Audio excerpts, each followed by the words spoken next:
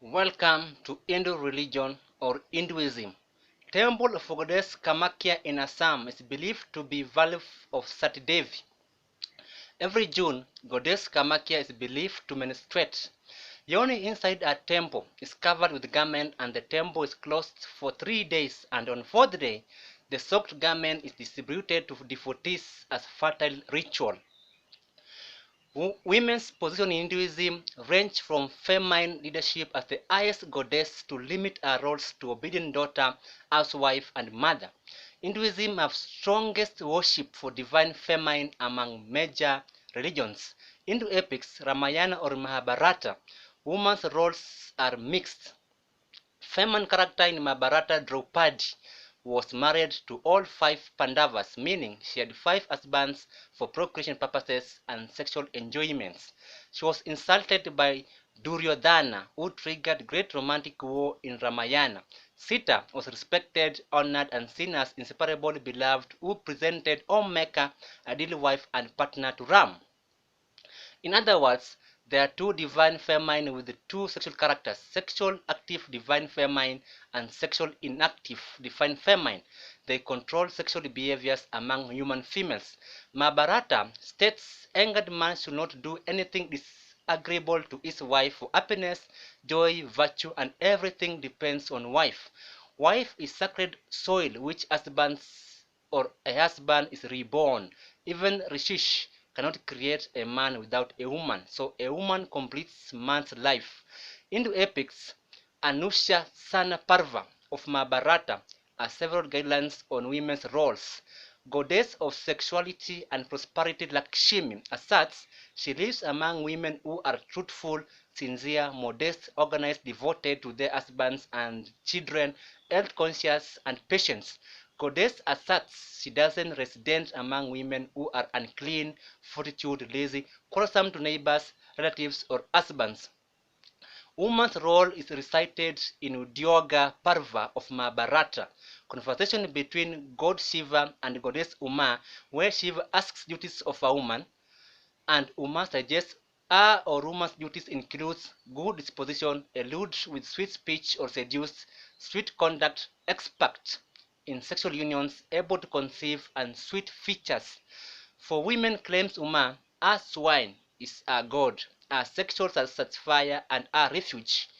Women are supposed to be physically and emotionally nourished to make their lovers happy, reverence, and fulfilling their lovers' sexual desires.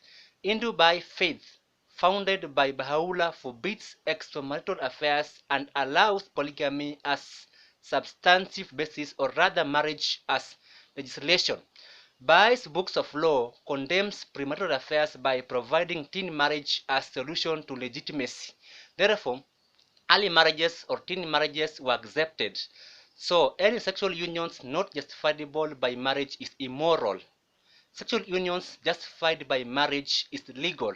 So early marriages or teen marriages were accepted to officiate unions. Kitabi Akdas considers sexual chastity to be practiced for certain levels. For instance, sexual unions in courtships were allowed as well as paid dowries. So there are sexual unions before marriage which are justifiable. Such sexual unions before marriage were permitted because were commendable ethics and leads to happy and successful marital life. Sexual unions were permitted for husbands and wives in marriages or to be. Those not married nor not in courtship, despite their ages, were forbidden from sexual behaviors. For sexual unions to be alive, one must have a partner.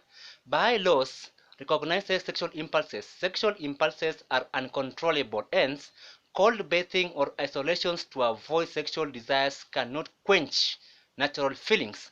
Sexual impulses lead to sexual unions. Sexual unions suppresses sexual impulses.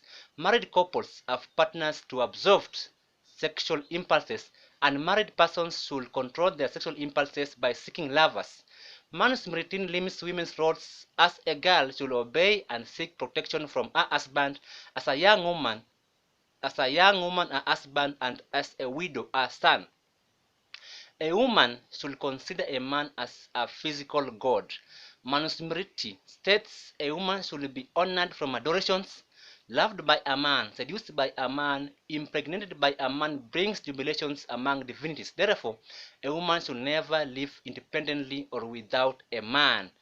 Divorces were not encouraged, but remarriages were considered for certain caskets. From abusive marriages, hatred or rivalry, gender-based violence, sexual harassment, and drug abuse, a woman might get out of marriage or remarry another man from her casket. Married women were disallowed to remain single mothers. A woman might remarry when her husband is missing or has left her. Sexual unions brought by social circumstances for a woman or a widow getting pregnant from a man, not a husband. Born children belong to the woman and her legal husband, not the man responsible for the pregnancy. Children outside marriage, known as Varna, belong to a woman. Thanks for your time. I've been your host, Emmanuel Sakit, and model of pregnancy.